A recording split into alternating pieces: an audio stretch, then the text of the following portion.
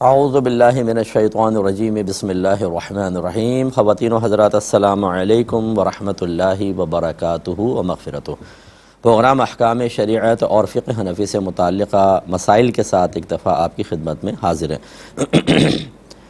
ایک اور کویسچن تھا کہ یہ پانی پینے کے بعد بعض اوقات گلاس میں برف بچ جاتی ہے تو کیا اس کو پھینک سکتے ہیں؟ اسراف تو نہیں ہے؟ جی بالکل ہے، برف بھی پھینکنا گناہ ہے، اور اسی طرح پانی گلاس کے اندر آخر میں تھوڑا بہت پانی رہ جاتا ہے، بعض اوقات ہم پیتے ہیں اور اس کو پھینکتے ہیں، یہ عادت بنا لی ہے، یہ بھی غلط ہے۔ ایک ایک پانی کا قطرہ اللہ تبارک و تعالیٰ کی نعمت ہے۔ پہلی بات تو یہ کہ گلاس میں آپ اتنا ہی پانی لیں جتنا آپ کو اپنی پیاس محسوس ہو رہی ہے، کم لے لیں تاکہ بعد میں تھوڑا سا اور لے کے چلیں، پیاس پوری کر لیں، بجھا لیں، لیکن زیادہ نہ لیں۔ اور اگر زیادہ آ جائے تو اس کو پھر علیحدہ رکھ کے ڈھک کے رکھ دیں، بعد میں اسی میں مزید ٹھنڈا پانی ملا کے آپ پی لیں، لیکن پھینکنا اسراف اور گناہ ہوگا۔ اسراف کا مطلب یہ ہوتا ہے کہ اللہ تعالیٰ کی کسی بھی نعمت کو اس طرح استعمال کرنا کہ نہ اس میں کوئی دین کا فائدہ ہو نہ دنیا کا فائدہ، اس کو ضائع کر دینا، اور یہ پانی پھینکنے میں یہی معاملہ ہے۔ اس لیے جس نے ایسا کیا وہ اللہ تعالیٰ کی بارگاہ میں توبہ کرے۔ ایک یہ شعر کسی نے بھیجا تھا کہ خدا خود بن کے آتا ہے خریداروں کی صورت میں، میرے محبوب کا سودا سر بازار ہوتا ہے، کیا حکم شرع ہوگا؟ دیکھیں، اس شعر کے کفر ہونے میں کوئی شبہ نہیں ہے کہ خدا خود بن کر آتا ہے خریداروں کی صورت میں۔ اب یقینی سی بات ہے کہ خریدار تو انسان ہوں گے، جنات بھی نہیں آتے انسانوں کے پاس خریدنے، تو گویا کہ انسانوں کی شکل میں تبدیل ہو کے اللہ تبارک و تعالیٰ آ گیا، اور پھر اس کو خریداری کی ضرورت کیا ہے؟ یہ مطلب دونوں مفہوم جو ہیں، یہ سوچ، یہ فکر جو ہے وہ جہالت سے بھرپور اور ناپاک و مکروہ سوچ ہے۔ یہ وہ سوچ ہے کہ جس میں انسان اپنے آپ کو عاشق رسول ثابت کرنے کے لیے قیودات، لمیٹیشنز اور شرائط اور دیگر قوانین ان سب کو پھلانگ جاتا ہے، شریعت کا لحاظ نہیں کرتا اور سمجھتا ہے کہ اس پر بھی اللہ تعالیٰ مجھ سے راضی ہو جائے گا، اور نبی کریم صلی اللہ علیہ وسلم بروز قیامت مجھے سینے سے لگائیں گے اور میری شفاعت کریں گے۔ یہ احمقانہ سوچ پتہ نہیں کیسے ہمارے ہاں پیدا ہوئی، اور اس کو پروان چڑھانے میں یقیناً جاہل قسم کے پیروں کا بھی بڑا کردار ہے کہ وہ بعض اوقات ایسے قوال جو پیشہ ور قسم کے قوال ہوتے ہیں، جن کو کلام کی اونچ نیچ کا کچھ پتہ نہیں ہوتا، وہ اچھوں کو بھی بدنام کرتے ہیں۔ ہر شعبے میں اچھے لوگ بھی ہوتے ہیں اور برے بھی ہوتے ہیں، اور وہ بعض اوقات کلمات کفر اپنے قوالیوں میں پڑھ رہے ہوتے ہیں، اور جتنے سامنے بیٹھے ہوتے ہیں پیر بھی خوش ہو رہا ہوتا ہے اور مریدین بھی خوش ہو رہے ہوتے ہیں۔ سمجھ تو خیر مریدین کو کچھ بھی نہیں آتا، اور میرا غالب گمان ہے کہ پیر کو بھی نہیں سمجھ میں آتا، لیکن وہ کفریہ شعروں کے اوپر مدح کر رہے ہوتے ہیں، پیسے دے رہے ہوتے ہیں، تو پھر لازم بات ہے کہ اس طرح کی چیزیں چلیں گی۔ میں تمام اپنے دیکھنے والے بھائی بہنوں سے گزارش کرتا ہوں کہ نبی کریم صلی اللہ علیہ وسلم کی تعریف میں ایسا مبالغہ کرنا کہ معاذاللہ ذات باری تعالیٰ کی حقارت پیدا ہو، اس کی تحقیر کا پہلو نکلے، توہین کا پہلو نکلے، یاد رکھیں نہ اس سے اللہ راضی ہوگا، نہ ہمارے سرکار صلی اللہ علیہ وسلم راضی ہوں گے۔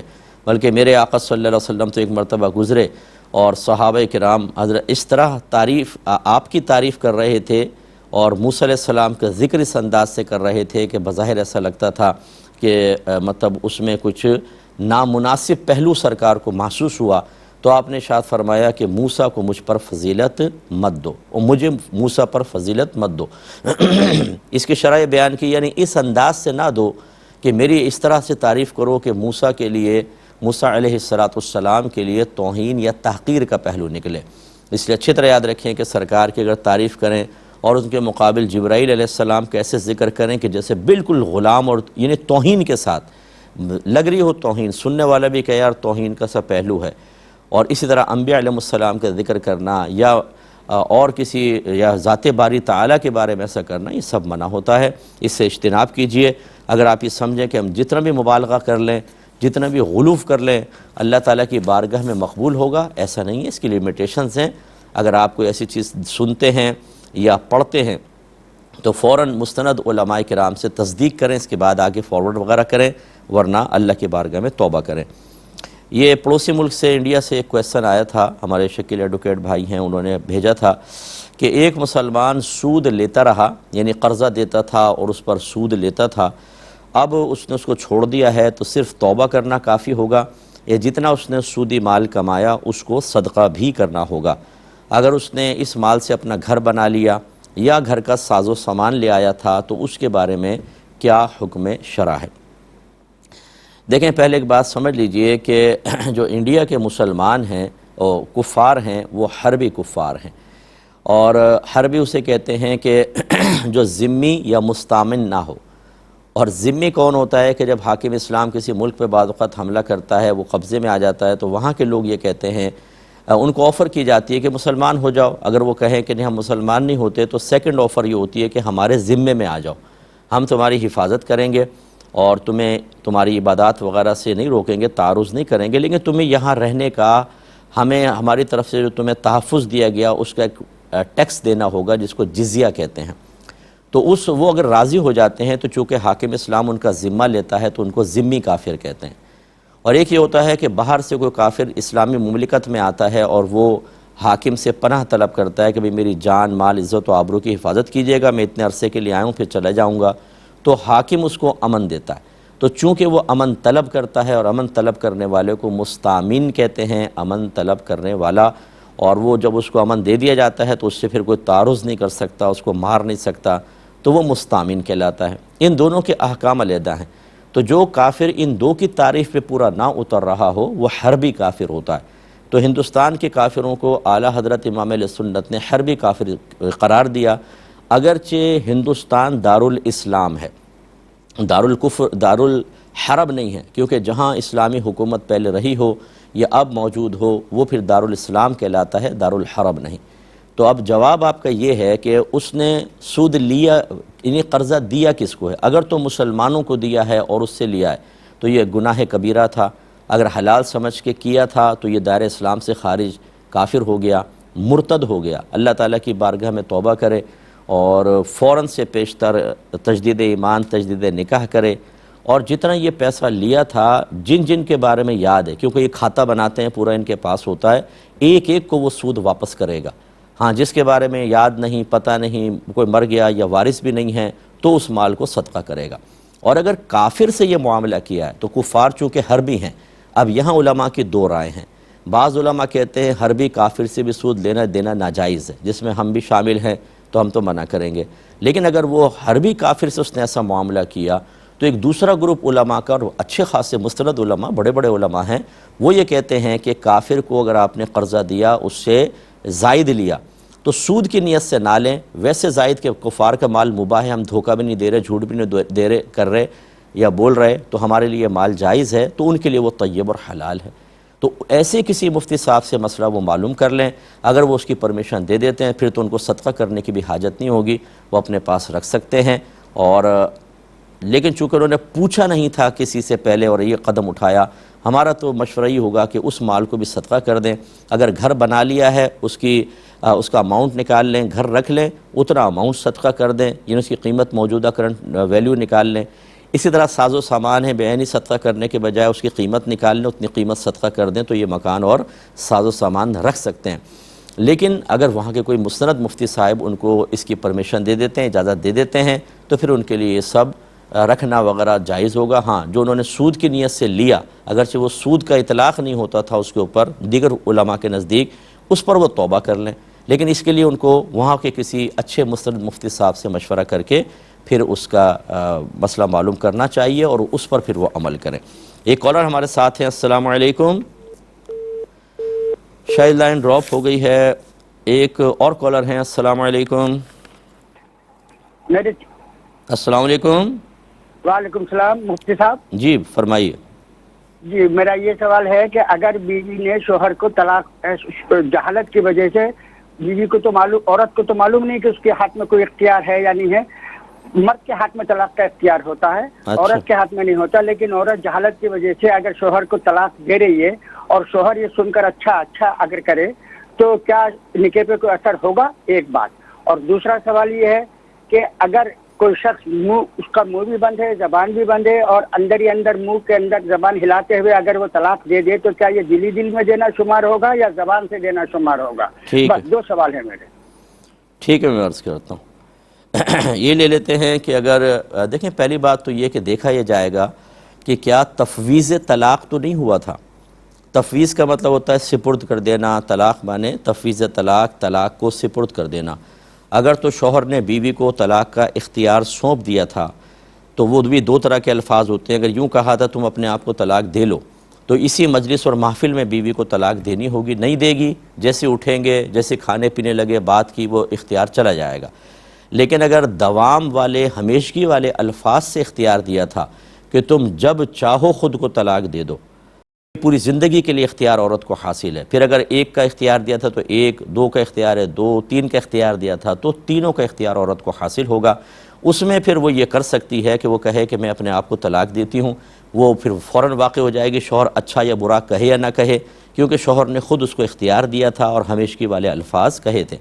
تو یہ جو بعض اوقات نکاح نامہ فل کرتے ہوئے اس میں لکھتے ہیں کہ کیا شوہر نے بیوی کو طلاق کا کوئی اختیار دیا ہے، تو اس میں بعض اوقات یس کر دیتے ہیں، اور اکثر یہ نکاح نامہ قبول سے پہلے ہو رہا ہوتا ہے۔ شوہر قبول نہیں کرتا، اس سے پہلے فل کر رہے ہوتے ہیں، پھر تو اس کا کوئی اعتبار ہی نہیں ہے۔ اور قبول کرنے کے بعد اگر فل کیا تو وہ اس میں اگر دوام کے الفاظ نہیں ہیں تو یاد رکھیں کہ نکاح کی مجلس تک ہی حق رہے گا، جیسے یہ بدل گئی وہ حق گیا۔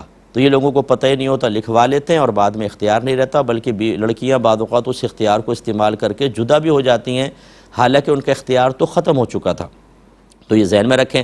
اچھا، اب اگر شوہر نے تفویض طلاق نہیں کیا تھا، ویسی عورت کو معلوم نہیں تھا، اس نے کہا میں اپنے طلاق دیتی ہوں، تو اس میں پھر یہ ہوتا ہے کہ اگر شوہر نے جواب میں اچھا کہا تو اس کی نیت معلوم کریں۔ اگر وہ واقعی اس کو کہہ رہا تھا کہ ہاں ٹھیک ہے، ایک تو ہاں ٹھیک ہے کہتا تو پھر تو کوئی شبہ ہی نہیں تھا، لیکن اچھا میں تو یہ ہو سکتا ہے تنزیہ بھی کہہ سکتا ہے، اچھا اچھا یوں۔ تو اگر شوہر کہتا ہے کہ ہاں میں نے اس کی تصدیق اور تائید کی ہے تو پھر طلاق واقع ہو جائے گی۔ ایک مختصر سا بریک لیں گے، ہمیں یقین ہے آپ ہمارے ساتھ ہی رہیں گے۔ بسم اللہ الرحمن الرحیم، پہلے کال لیتے ہیں۔ السلام علیکم۔ وعلیکم السلام۔ مفتی صاحب میں دو سوال تھے۔ جی بولیے۔ ایک ہے کہ اگر کوئی بیوی ہے وہ کسی قیمت نماز پڑھنے کو تیار نہیں، کام ساری کریں گی، سب کچھ گھومے پھریں گے، لیکن نماز پڑھنے کو بول دو تو نہیں، تو ایسی بیوی کو طلاق دینا جائز ہوگا یا گناہ ہوگا؟ ٹھیک ہے۔ اور دوسرا سوال ہے کہ اگر قبر میں کیا شہید سے بھی سوالات ہوں گے یا ہر کسی سوالات ہوں گے؟ ضروری ہے شہید سے بھی ہوں گے کیا مفتی صاحب؟ چلیں بتا دو۔ ایک انہوں نے پوچھا کہ چلیں پہلے ایک اور کالر ہیں۔ السلام علیکم۔ وعلیکم السلام ورحمۃ اللہ۔ جی بھائی جان۔ پہلا سوال میرا ذرا یہ ہے کہ ایک انسان جاب کرتا ہے لیکن اس جاب کی جانب انسان کا قلبی میلان ہو ہی نہیں رہا، دل سے کام نہیں کر رہا، لیکن کام وہ کر رہا ہے، زبردستی کر رہا ہے، تو کیا وہ اجرت کا مستحق ہوگا؟ ٹھیک ہے۔ اور دوسرا سوال یہ ہے کہ کسی سے قرض مانگنا کیا یہ دستے سوال دراز کے مترادف نہیں ہے؟ اور تیسرا سوال یہ ہے کہ زیر کاش زمین پر قربانی واجب ہوگی؟ ٹھیک ہے۔ اور چوتھا یہ ہے کہ ٹھیکے پہ زمین دی ہوئی ہے تو اس پر قربانی کا کیا حکم ہوگا؟ ٹھیک ہے، میں عرض کرتا ہوں۔ تو انہوں نے کہا کہ کسی کی زبان بند ہے اور اس نے منہ میں زبان ہلائی لیکن الفاظ کوئی باہر نہ آ سکے اور اس نے طلاق دے دی، تو کیا طلاق ہوگی کہ نہیں؟ دیکھیں اس طرح طلاق نہیں ہوتی، خالی ذہن میں سوچنا، خالی زبان کو ہلانا، حتیٰ کہ ہونٹ بھی ہلاتے اور آواز نہ نکلتی تو اس سے طلاق واقع نہ ہوتی، تو لہٰذا اس سے کوئی طلاق واقع نہیں ہوئی۔ یہ بھائی نے کہا کہ بیوی نماز نہ پڑھے، باقی سارے کام کرے، کسی قیمت نماز نہیں پڑھتی، گھوم بھی رہی ہے، پھر بھی رہی ہے، فلاں بھی کر رہی ہے، تو کیا ایسی بیوی کو طلاق دینا جائز ہے یا گناہ ہے؟ دیکھیں ہمارا مشورہ تو یہ ہے کہ سب سے پہلے تو جب آپ نکاح کرتے ہیں تو آپ یہ کنڈیشن کیوں نہیں رکھتے کہ ہم یعنی لڑکی والوں کو کہہ دیں کہ ہم لڑکی کو نماز بھی پڑھوائیں گے، برقع بھی کروائیں گے، پردہ بھی کروائیں گے، یہ ہماری کنڈیشنز ہیں، ہمارا مذہبی ماحول ہے، اگر آپ قبول کرتے ہیں ٹھیک، نہیں کریں تو بعد میں بدمزگی ہوگی، مناسب نہیں ہے۔ پہلے ہم ایسا کچھ بھی نہیں کرتے، ہم کہتے ہیں نکاح ہو جانے تو پھر دیکھیں گے۔ اچھا، نکاح ہو جانے کے بعد پھر معذرت کے ساتھ بعض وقت شوہر کو یہ پتہ ہی نہیں ہوتا کہ اس پر کون کون سی چیز فرض اور واجب ہے، یعنی بیوی بچوں کی تربیت کے لحاظ سے، اور کس انداز سے کرنا ہے۔ اعمال کے اندر تفاوت ہوتا ہے، فرض ہے، واجب ہے، سنت موقدہ، غیر موقدہ، مستحب ہے، مباح ہے۔ اسی طرح اپوزٹ پھر حرام ہے، مکروہ تحریمی، اصاعت، مکروہ تنزیہی، خلاف اولا۔ کس چیز کی تبلیغ کرتے ہوئے، کس چیز کی تلقین کرتے ہوئے سختی کرنی ہے، کہاں نرمی کرنی ہے، کہاں درگزر کرنا ہے، کہاں پر بالکل اوائڈ نہیں کر سکتے چیز کو، یہ پوری ایک تربیت کا تقاضا کرتا ہے، جس کے لیے میں گزارش بار بار کرتا ہوں کہ میری کتاب آپ قرب الہی خریدیں، یہ اس دور کی بیسٹ بک ہے، انشاءاللہ آپ لیں گے آپ کو بہت فائدہ ہوگا، کم از کم معلومات تو حاصل ہوں۔ اب وہ بھی ہمیں نہیں آتا، ہم بعض اوقات جب بیوی سے لاڈ پیار کر رہے ہوتے ہیں تو اس کی ہر غلطی کو نظر انداز کر کے جرأت مند کر رہے ہوتے ہیں، یا شادی کے شروع میں ہم کہتے ہیں ابھی سختی نہیں بعد میں کروں گا، جب وہ پہلے ہی سارے گناہوں کی عادی ہو جاتی ہے، بے عمل رہنے کی عادی ہو جاتی ہے، اس کے بعد پھر ہمارے اندر کا مومن جاگتا ہے اور ہم کہتے ہیں کہ اب تمہیں رابعہ بصریہ بنا کر دم لیں گے، اور وہ بھی کہتی ہے میں نے بھی قسم کھائی ہے کہ میں تمہاری اطاعت نہیں کروں گی۔ پہلے آپ نے خود پختہ کر لیا، بلکہ آپ کی بات نہیں کر رہا ہوں، سائل کی، میرے چونکہ مشاہدے میں بہت چیزیں آتی ہیں، سائلین پوچھتے ہیں، بلکہ شوہر بعض اوقات گناہوں میں تعاون کرتا ہے ابتدائی دنوں کے اندر کہ چلو ابھی میں تھوڑا سا نرمی کر دیتا ہوں، نئی آئی ہے پھر آہستہ کر لیں گے، لیکن اس میں اس کی عادت بگڑ چکی ہوتی ہے۔ تیسری چیز یہ ہے کہ فرض کر لیں سب کچھ کر لیا آپ نے، اس کے باوجود یہ روش ہے تو میں طلاق کا ہرگز عرض نہیں کروں گا، اگرچہ فقہی نقطہ نگاہ سے اگر عورت کے بے نمازی پن کو بنیاد بنا کر طلاق دی جائے تو یہ گناہ نہیں ہے۔ حضرت عبداللہ بن عمر رضی اللہ تعالی عنہما کے بارے میں منقول ہے کہ ایک زوجہ کی نماز میں کوتاہی کی بنا پر ہی آپ نے ان کو طلاق دے دی تھی، یہ ثابت ہے، تو یہ گناہ تو نہیں ہے، لیکن میں اس کا مشورہ ہرگز نہیں دوں گا، اس لیے کہ صرف ایک نماز ہی تو فرض نہیں ہے، اور بہت ساری چیزیں ہیں اور بہت ساری خرابیاں ہیں۔ آپ نے فرض کر لیں کہ نماز کے اوپر طلاق دے دی، دوسری شادی کی، وہ نماز پڑھتی ہے لیکن اس میں دوسری شرعی قباحت ہے، پھر کیا کریں گے؟ اس کو بھی طلاق دیں گے؟ یا سارا دین سمٹ کے صرف نماز میں آ گیا ہے، باقی چاہے اور فرائض میں کوتاہیاں ہو رہی ہوں، سوچ میں، فکر میں، نظر میں، سماعت میں، بولنے میں، ملاقات میں، دوستیاں کرنے میں، وہ سب ایک طرف صرف نماز کو ہم بنیاد بنا کے سمجھے پورا دین یہ ہے، تو یہ بڑے مسائل ہوتے ہیں۔ تو میں یہ مشورہ ہرگز نہیں دوں گا کہ آپ ایک چیز کو بنیاد بنا کر طلاق دیں، بلکہ آپ انتہائی پیار محبت کا ماحول بنائیں، مذہبی ماحول بنائیں، درس رکھیں گھر کے اندر، درس قرآن، درس حدیث۔ ہمارے پروگرام آپ دیکھیں جو ہمارے تدبر قرآن میں نے QTV پہ ریکارڈ کی تھی، تفسیر قرآن ہے، YouTube پہ ڈلی ہوئی ہے، ایک ایپیسوڈ ڈیلی سب کو بٹھا کر دکھا دیا کریں، انشاءاللہ آپ کا آدھے سے زیادہ 75% کام تو اس تفسیر سے ہو جائے گا۔ اتنی بیسٹ عوامی تفسیر ہے کہ اگر آپ بچوں کو سامنے بٹھا دیں، بیوی کو بٹھائیں تو بہت کچھ سیکھنے کا موقع ملتا ہے۔ ایک دفعہ وہ سنوا دیں، درس بخاری ہمارا آتا ہے، احکام شریعت پروگرام ہے، اسی طرح اچھا ماحول اگر وہاں پر کوئی ہے تو وہاں زوجوں کو لے کر جائیں تاکہ مذہبی عورتوں کے درمیان بیٹھ کے ایک ماحول بنے۔ اللہ تعالیٰ بہتری کرے گا۔ اس کے باوجود اگر وہ کوتاہی کرتی ہیں، دعا کریں ان کے لیے کہ اللہ تعالیٰ میری زوجوں کو ہدایت عطا فرما۔ امید ہے کہ انشاءاللہ ہماری بہن بھی نماز پڑھنے لگیں گی۔ اگر میری بہن فرض کر لیں آپ کے گھر کا مسئلہ ہے، کسی کا بھی میرا یہ پروگرام یہ کلپ نکال کے دکھا دیجئے گا، سنا دیجئے گا، اللہ ہدایت دینے والا ہے۔ میں اپنی بہنوں سے گزارش کرتا ہوں، یہ آپ کا جو گھومنا پھرنا اور یہ شوہر کے تلقینات کے باوجود اس کے سینے پہ چڑھ کے جواب دینا اور اللہ کی ہدایت کو قبول نہ کرنا، یہ آپ کی زندگی تک ہے۔ ہو سکتا ہے آپ کا ایکسیڈنٹ ہو جائے، ٹانگیں ٹوٹ جائیں، بستر پہ پڑ جائیں، نہ چل سکیں گی نہ پھر سکیں گی، اس طرح کی کوئی دنیا کے اندر سزا ظاہر ہو گئی، پھر کیا ہوگا؟ اور مرنے کے بعد جب سب آپ کو قبر میں، اندھیری قبر میں چھوڑ کے تنہا واپس آ جائیں گے، اور وہاں بحکم حدیث بے نمازی کو قبر ایسا دباتی ہے کہ اس کی ادھر کی پسلیاں ادھر اور ادھر کی پسلیاں ادھر گھس جاتی ہیں، بالکل کچومر بن جاتا ہے، اور عذابات اس پہ عذابات قبر مسلط ہو جاتے ہیں۔ اور جو سفر معراج میں سرکار نے عذابات قبر دیکھے کہ بے نمازی زمین پہ پڑا ہوا تھا، ایک آدمی پتھر مارتا تھا اور اس کا سر بالکل کچل جاتا تھا، پتھر دور جاتا، وہ جا کے پتھر لاتا، اتنے سر ٹھیک ہو جاتا، بار بار یہی۔ تو سرکار کو بتایا گیا کہ یہ وہ شخص تھا جو نماز چھوڑ کر سو جایا کرتا تھا، اسے یہ عذاب اب قیامت تک ہوتا رہے گا۔ میری بہنوں ذرا غور کریں، آپ تھوڑی سی بات کسی کی برداشت نہیں کرتی، سارا زندگی اپنے دل میں رکھتی ہیں، یہ بات چپ گئی تھی مجھے، میرے سینے کے اندر محفوظ ہے یہ بات، اتنا سا درد آپ برداشت نہیں کر سکتی، بات کا تو اندازہ کریں یہ سخت عذاب کیسے برداشت کریں گی۔ اس لیے میں اپنی بہنوں سے گزارش کرتا ہوں، خدارا جو اللہ نے آپ کو نعمتیں دی ہیں اس کے شکرانے کا بہترین طریقہ 5 وقت نماز پڑھنا ہے۔ آپ نہیں پڑھیں گی تو آپ کے بچے بھی بے نمازی رہیں گے، انہیں عذاب قبر ہوگا، میدان محشر میں ذلیل ہوں گے، رسوا ہوں گے، خدا نہ کرے، اور اللہ ناراض ہوا تو جہنم میں۔ تو کیا وہ پلٹ کر آپ کو دیکھ کر شاید یہ جملہ نہیں کہیں گے کہ امی کون سی دوستی نکالی تھی، کون سی دشمنی نکالی تھی، کیا یہ آپ کی محبت تھی کہ آپ نے ہمیں جہنم کا راستہ دکھا دیا؟ امید ہے کہ آپ بات سمجھیں گے۔ یہ کہتے ہیں کہ کیا شہید کو جب قبر میں رکھا جاتا ہے تو کیا اس سے بھی قبر کے سوالات ہوتے ہیں؟ جی بالکل ہوتے ہیں، ہر ایک سے ہوتے ہیں، اس میں استثناء کسی کا بھی نہیں ہے، ہوں گے۔ بعض اگر کہیں ذکر کیا ہو تو وہ بہت ہی کوئی شاذ صورت ہوگی، ورنہ سب سے ہی ہوتے ہیں، حتیٰ کہ صحابہ کرام علیہم الرضوان جو شہداء سے یقیناً بلند و بالا ہیں، ان کے سے بھی سرکار نے ارشاد فرمایا کہ سوالات ہوں گے، جس پر عمر فاروق رضی اللہ تعالیٰ عنہ نے عرض کیا رسول اللہ کیا اس وقت میری عقل سلامت ہوگی؟ سرکار نے فرمایا کہ ہاں۔ پھر عرض کی کہ پس پھر تمہیں دیکھ لوں گا، یعنی پھر مجھ پہ منکر نکیر کی کوئی دہشت وغیرہ طاری نہیں ہوگی، کیونکہ بڑے مضبوط آدمی تھے۔ تو خلاصہ کلام یہ کہ ہوں گے، لیکن وہ سوالات حقیقتاً امتحان کے لیے نہیں ہوتے، ایک قانونی کارروائی کو پورا کرنے کے لیے ہوتے ہیں، اور وہ انشاءاللہ ان جوابات میں بالکل کامیاب ہوں گے۔ یہ کہتے ہیں اگر کوئی شخص جاب کر رہا ہے لیکن اس کا قلبی میلان جاب کی طرف بالکل نہیں، زبردستی کر رہا ہے، کام پورا کرتا ہے، تو کیا وہ سیلری کا مستحق ہوگا یا نہیں ہوگا؟ جی بالکل ہوگا۔ اصل میں جب آپ جاب کرتے ہیں تو ایک تو جتنے وقت آپ نے مختص کیے ہیں، خاص کیے ہیں ڈیلی، جیسے صبح 8 سے 5 بجے تک ڈیوٹی ہے، اس وقت میں وہاں حاضر رہنا، اور پھر جو کام آپ کو دیا جائے اس کام کو دیانتداری کے ساتھ کرنا۔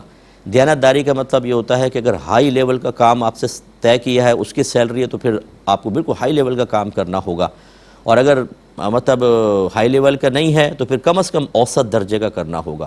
اس میں آپ کا دل راضی ہے نہیں ہے، موڈ ہو رہا ہے نہیں ہو رہا، اصل تو اجرت وہاں حاضر رہنے اور کام کی ہے، آپ کی قلبی کیفیت کی اجرت نہیں ہوتی، تو لہٰذا بالکل سیلری جائز ہے، کام میں کوتاہی نہیں ہونی چاہیے۔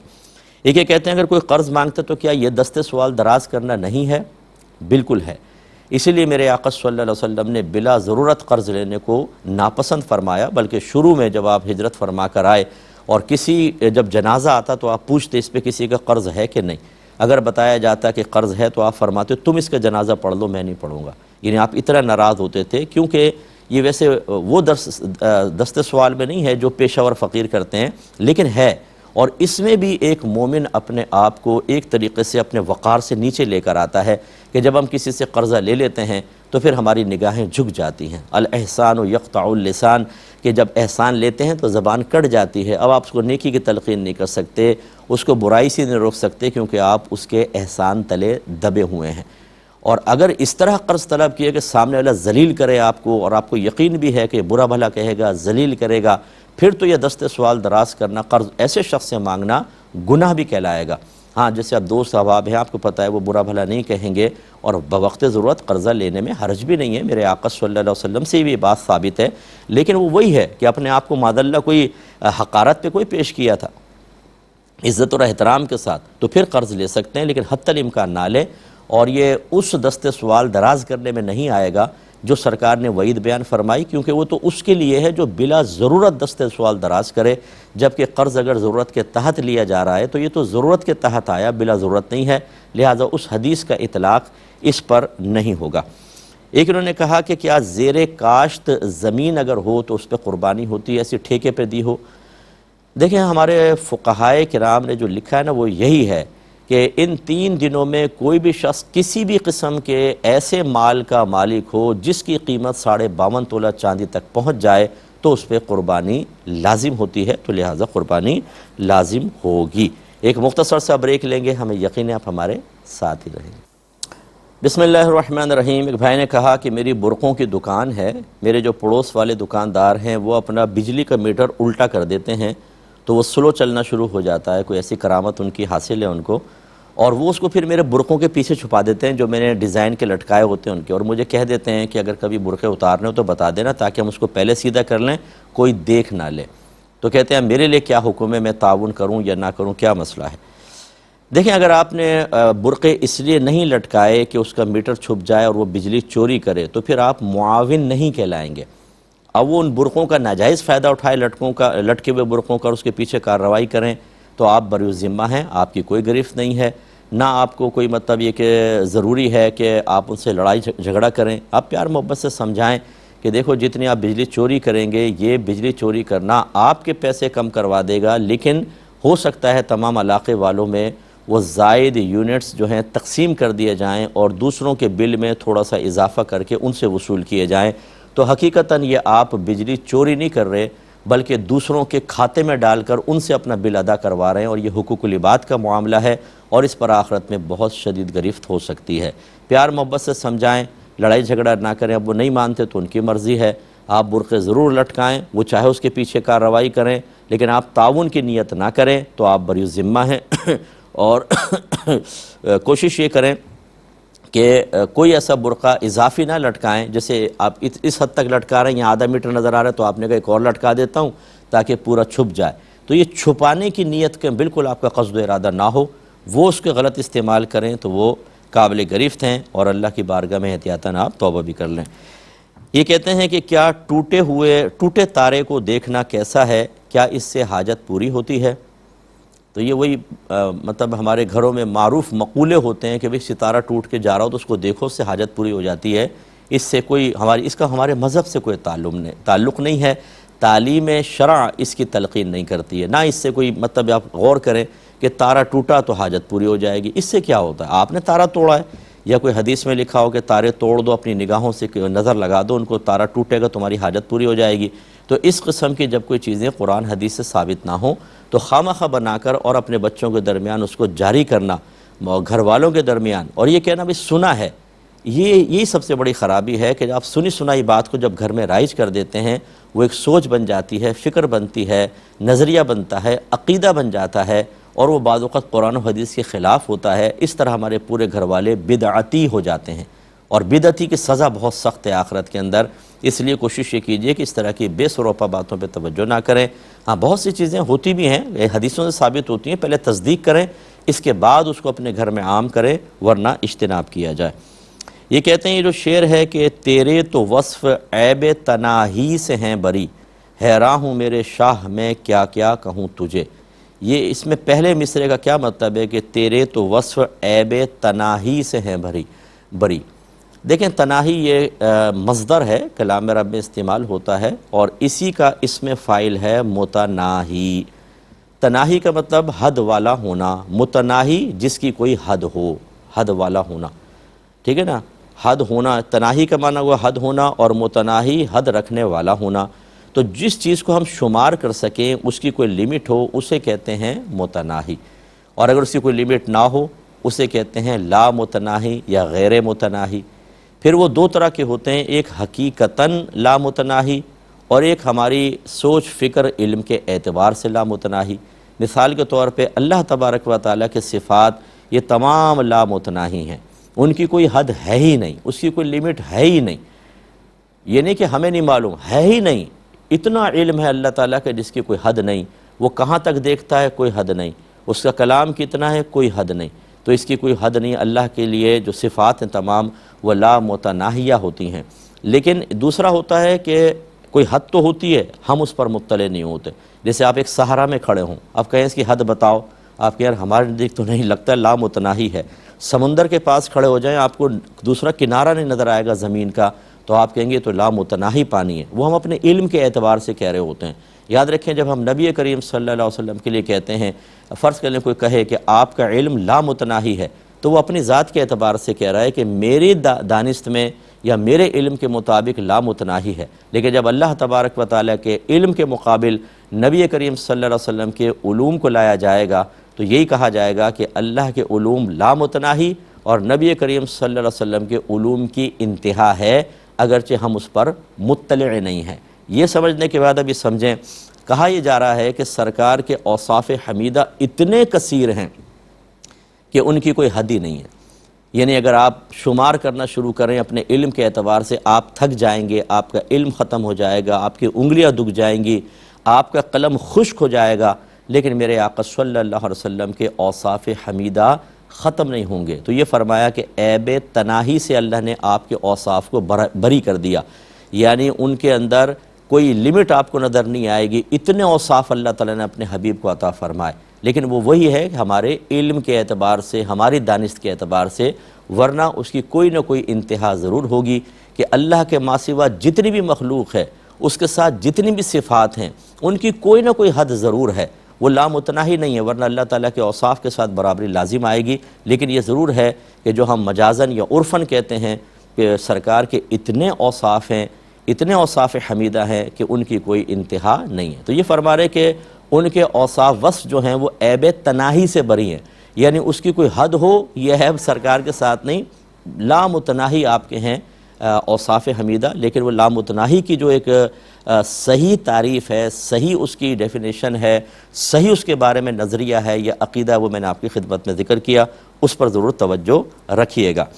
یہ کہتے ہیں کہ کسی صحیح حدیث کو غلطی سے مذاق میں لے لینا جبکہ مذاق کرنے والے کو علم نہ ہو تو کیا، اور بے ادبی کی نیت بھی نہیں ہے تو کیا حکم شرع ہوگا؟ دیکھیں، جب کسی چیز کا تعلق دین کے ساتھ ہوتا ہے کہ نبی کریم صلی اللہ علیہ وسلم جب کوئی فرض کر لے سرکار کی طرف نسبت بھی نہیں کی، کوئی بات بیان فرمائی کہ دین میں یہ ہے، تو اس کا مذاق اڑانے کا کیا مطلب ہے؟ کوشش یہ کرنی چاہیے کہ پہلے اس بات کی تصدیق کر لی جائے کہ یہ قرآن کا یا حدیث کا کوئی مضمون تو نہیں ہے۔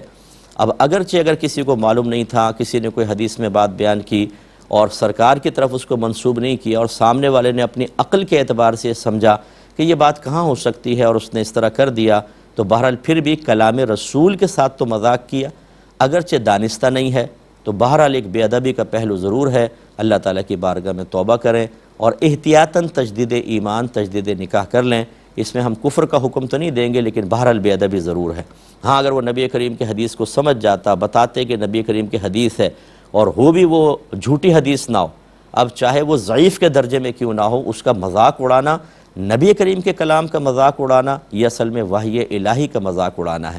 کیونکہ اچھی طرح یاد رکھے کہ اللہ تعالیٰ نے جب اپنے حبیب کو پیغام بھجوایا تو اگر وہ مفہوم اور الفاظ اللہ کی طرف سے تھے اور نبی کریم صلی اللہ علیہ وسلم کو اس میں تبدیلی کا کوئی اختیار نہیں تھا، جو اللہ تعالیٰ نے مفہوم آپ تک پہنچایا، جن الفاظ کے ساتھ بیان کرنا تھا اس میں آپ کو بونڈ کر دیا گیا، اسے کہتے ہیں قرآن۔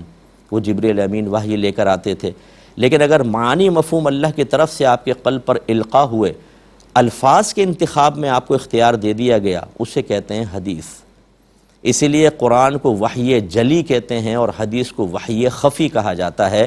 یہ اللہ کا ہی کلام ہوتا ہے، اللہ کا پیغام ہوتا ہے جو اپنے حبیب کے ذریعے وہ پہنچاتا ہے، لہٰذا اس کا مذاق اڑانا گویا کہ نبی کا بھی مذاق اڑانا ہے، آپ کے کلام کا مذاق اڑانا ہے، اللہ کے کلام کا مذاق اڑانا ہے، تو یقینی سی بات ہے کہ پھر اس میں سخت حکم لگے گا، اس لیے اس سے اجتناب کیا جائے۔ ایک یہ کہتے ہیں کہ گڑیا کی پینٹنگ کرنا کیا جائز ہے؟ جیسے گڑیا بن گئی، اس کے بال وال بنا رہے ہیں، اس پہ رنگ ونگ لگا رہے ہیں وغیرہ وغیرہ، یہ شرعاً جائز ہے کہ نہیں؟ جی بالکل کر سکتے ہیں، کیونکہ بچیاں کھیلتی ہیں گڑیاؤں سے، آج کل اس طرح کے ہزارہا کھلونے ہیں۔ اب اگرچہ اس میں ایک طویل بحث ہے آگے، اس پہ پھر کبھی میں کلام کر لوں گا کہ کھلونوں کی بیع جائز ہے کہ نہیں جائز ہے، وہ ایک الگ بحث ہے، لیکن یہ ضرور ہے کہ بچیوں کو گڑیوں سے کھیلنا بالکل جائز ہے، تو اس لیے اس پہ پینٹنگ وغیرہ کرنے میں کوئی مسئلہ نہیں ہے۔ ہماری والدہ سیدہ عائشہ صدیقہ رضی اللہ تعالی عنہا خود فرماتی ہیں کہ میں گڑیا سے کھیلا کرتی تھی، اور میرے پاس ایک گھوڑا بھی تھا۔ جب نبی کریم ایک دفعہ آئے تو میں نے ایک طاق کے اندر اپنا گھوڑا اور گڑیا کو رکھا ہوا تھا، تو سرکار نے دیکھا، فرمایا یہ کیا ہے؟ میں نے کہا میری گڑیا۔ فرمایا یہ کیا ہے؟ میں نے کہا گھوڑا۔ تو اس کے پر میں نے بنائے ہوئے تھے، سرکار نے فرمایا کہ اس کے تو پر ہیں، گھوڑے کے پر کہاں ہوتے ہیں؟ تو آپ نے کہتی ہے میں نے بھولے پن میں پھر یہ عرض کیا رسول اللہ کہ آپ کو نہیں معلوم حضرت سلیمان علیہ السلام کے پاس ایک گھوڑا تھا جس کے پر تھے؟ تو سرکار ہنس پڑے، اتنے ہنسے کہ آپ کی داڑھیں ظاہر ہو گئی۔